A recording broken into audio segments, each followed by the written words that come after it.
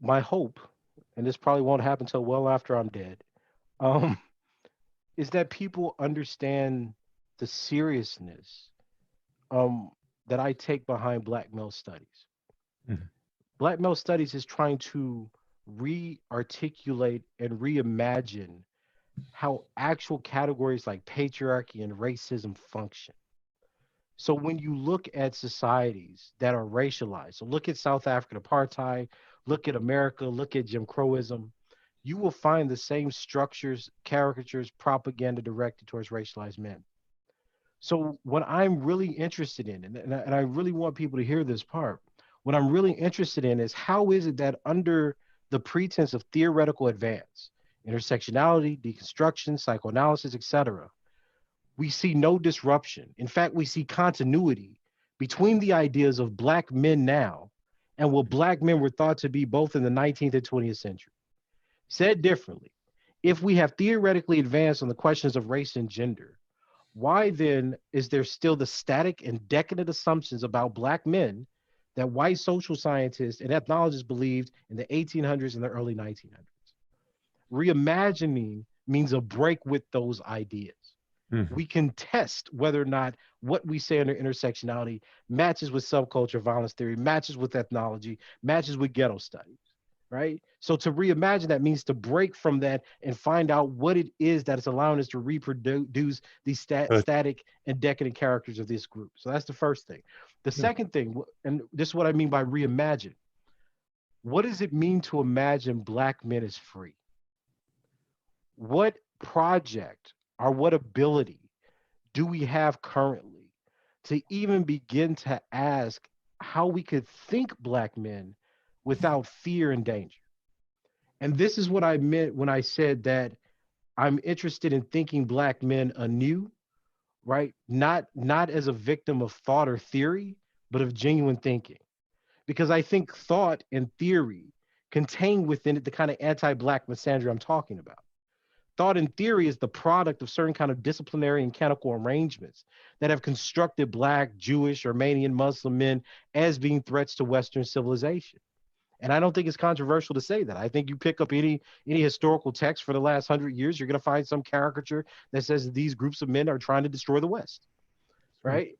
And if you take that as serious, then what we're asking ourselves is, well, what kind of thinking allows us or is capable of coming up with a different hypothesis or result, right? What is it that we need to do to understand, to study, and analyze that allows us to go through a process of looking at these groups of men and come up with something that has not already been reiterated by racists, ethnologists, or sociologists? Mm. And the more important part of the reimagining is, what if you explained all the problems that you claim exist because Black men are deficient, are compensating for masculinity, as being in the minority? And this is a really important part I want to highlight really quickly. If you think about the level of perpetration, let's take something like sexual violence or rape. You're talking about less than a half of 1% of the total Black male adult population.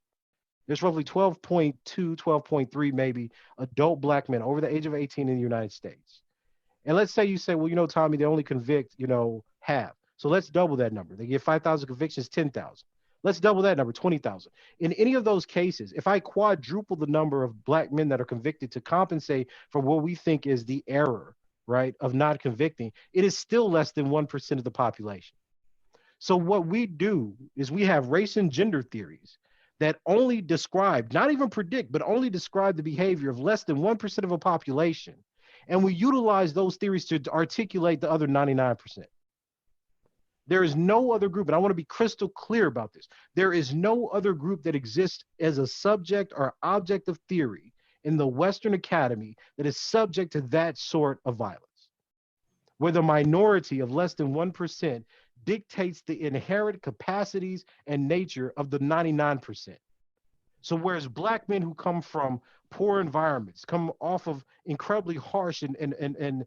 early exposures to violence, early sexual debut, still end up being profound, productive, and positive citizens, right? Those are never the models of how we think about Black men, because we always think about them as the excess of white men's toxic masculinity. So whatever a white man did, Black men do it worse. They do it more savagely. They do it to inflict greater harm and injury. So when I say reimagine, I am talking about this process, right? This process by which we utilize the overwhelming positive prevalence of black men and boys as an inlet to do good philosophy, to challenge ourselves not to reinvent or simply reiterate on ontological foundations of masculinity as if that gives us a clear causal explanation for the kinds of deviance we find in the world sociologically. But ask, what is it about black men's humanity? What is it about their abuse as children from their environment, from their neighborhoods, from their mothers, from their fathers, from what is it about these environments that may produce in the minority, in the smallest minority of black men, the kinds of things that you see described in black feminist literature? But on the other hand, what about this 99% of black men, these amazing, resilient, and revolutionary and militant black men that have fought colonialism and given their lives to free black people from slavery and written letters encouraging black women to go to school and complete their college education, even when they were off for war in the 1800s? Where's that narrative? See, that's the historiography that Black male studies is trying to grab. It doesn't excuse or ignore, right, the real facts of black male life, which does include some deviance, but it does not pretend that that deviance can't be psychologically or epidemiologically or sociologically explained. So reimagining is to dig into the humanity of black men, even if it's harsher and is ugly as negations, to find a grounding of theory that allows them to be conceptualized not as brutes and beasts, but as humans and who are always in the process of becoming and living.